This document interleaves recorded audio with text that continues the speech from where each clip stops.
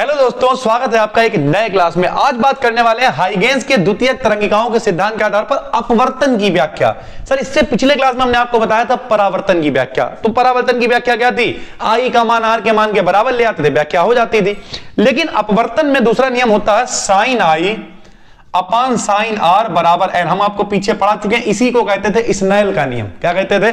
Snail का नियम। यानी अगर हमने यह प्रूव कर दिया तो समझ लीजिए अपवर्तन की व्याख्या हो गई। बिल्कुल आसान है। सबसे पहले हमने एक तरंगाग्र लिया है, ये देखिए। माना एक तरंगाग्र AB किसी पृष्ठ पर तिरछा आपतित होता है और यहां से अपवर्तित होकर मुड़ जाता है। इस तरीके से आपने लिख दिया, ठीक है।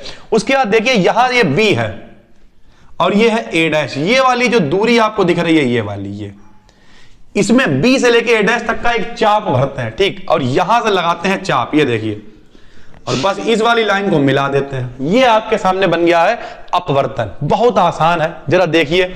सबसे पहले हम क्या करेंगे, अब की माध्यम अलग अलग लिख देंगे। माना पहले माध्यम में चाल V1 और दूसरे माध्यम में चाल V2 है, इतना लिख दिया बस। ज्यादा थ्योरी लिखने की नहीं होती है। माना एक तरंगाग्र AB है, तिरछा आपतित हो रहा है, अपवर्तित हो जाता है। पहले माध्यम में चाल V1, दूसरे माध्यम में चाल V2 है, तब बस शुरू होगा।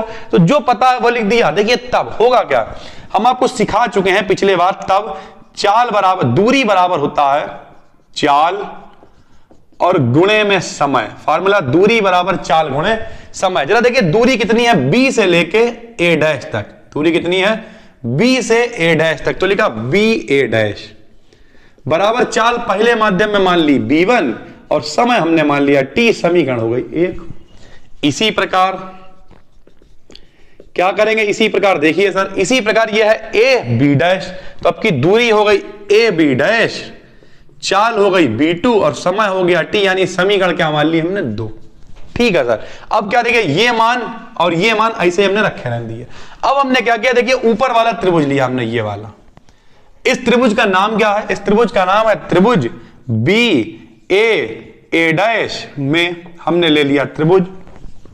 जब हमने त्रिभुज लिया सर, तो फार्मूला होता है साइन थीटा बराबर लंब बटे कर्ण। ठीक है, साइन थीटा बराबर लंब बटे कर्ण। सबको पता है जो कोण के सामने होता है वो लंब होता है। तो आई कोण के सामने कौन है? BA'। तो लंब कितना हो गया? BA'। बटे में जो सबसे बड़ी भुजा होती है, ये देखिए, वो होती है कर्ण। तो सबसे बड़ी भुजा है AA'। समीकरण हो गई 3। ऐसे नीचे वाला त्रिभुज लेंगे। त्रिभुज नाम क्या है? AB' में फार्मूला होता है साइन R बराबर फिर से लंब बटे कर्ण। बताइए कोण के सामने कौन लंब है? तो AB' आ जाएगा ऊपर और बटे में आ जाएगा AA'। समीकरण क्या हो गई? 4। हमें कौन सा नियम चाहिए? स्नेल का नियम। तो हमने लिखा तब समीकरण 3 को हमने भाग दे दिया समीकरण 4 से। क्यों भाग क्यों दे दिया भाई? क्योंकि ऊपर चल रहा साइन आई और नीचे आ जाएगा साइन आर। सर यही तो स्नेल का नियम होता है। ऊपर क्या चल रहा? BA' बटे में AA'। नीचे चल रहा AB' बटे में AA'। AA' से AA' कैंसिल। तो क्या आएगा बताइए? साइन आई आएगा बटे में साइन आर आएगा बराबर BA' का मान देखिए निकाल चुके हैं B1T और इसका मान निकाल चुके हैं B2T। T से T कैंसिल हो जाएगा। यानी sine i upon sine r और B1 अपान B2 जो आप लिख देंगे n एक नियतांक है। यानी इस तरीके से फार्मूला आ गया sine i upon sine r बराबर n। ठीक है, इसी को हम लोग कहते हैं अपवर्तन का नियम। जहां पर n क्या है बताइए? जहां n जो है वो है B1 अपान B2। यानी पहले माध्यम में प्रकाश की चाल बटे में दूसरे माध्यम में प्रकाश की चाल। अब एक नीचे आप लिख सकते हैं, यदि पहला माध्यम जो है वो प्रकाश है और दूसरा माध्यम जो है, यदि पहला माध्यम जो वायु है और दूसरा माध्यम कुछ और है, तो वायु में निर्वात की चाल को काहे लिखते हैं? C से।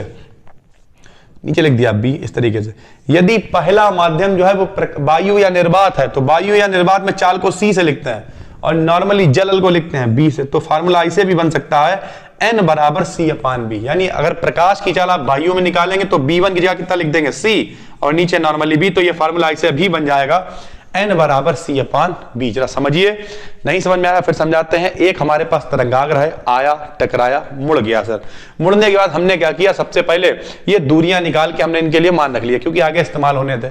अपवर्तन की व्याख्या करनी थी, साइन आई निकाल लिया, ऊपर से साइन आर निकाल लिया नीचे से, दोनों को भाग दे दिया। भाग देने के बाद sine i upon sine r बराबर आया b1 बटे b2।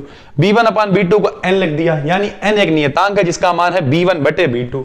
अगर b1 की जगह पे c रख दें और b2 की जगह b रख दें तो फार्मूला हो जाएगा n बराबर c अपान b, जहां c प्रकाश की चाल है। ठीक है, तो इस फार्मूला जो n बराबर c अपान b, इससे भी कुछ सवाल आप लगाएंगे। तो ये पूरी अपवर्तन की व्याख्या है। उम्मीद करते हैं समझ में आ गई होगी, बहुत ही आसानी से आप लिख सकते हैं, प्रूव कर सकते हैं इसे। बस दोस्तों आज की वीडियो में इतना भी। नए हैं चैनल पर सब्सक्राइब कर लीजिए। डिटेल जानकारी चाहते हैं जिस नाम से हमारा चैनल है उसी नाम से एप्लीकेशन है, जाकर डाउनलोड कर सकते हैं और हमारे कोर्सेज में भी इनरोल कर सकते हैं। बस दोस्तों तब तक के लिए जय हिंद, जय भारत, धन्यवाद।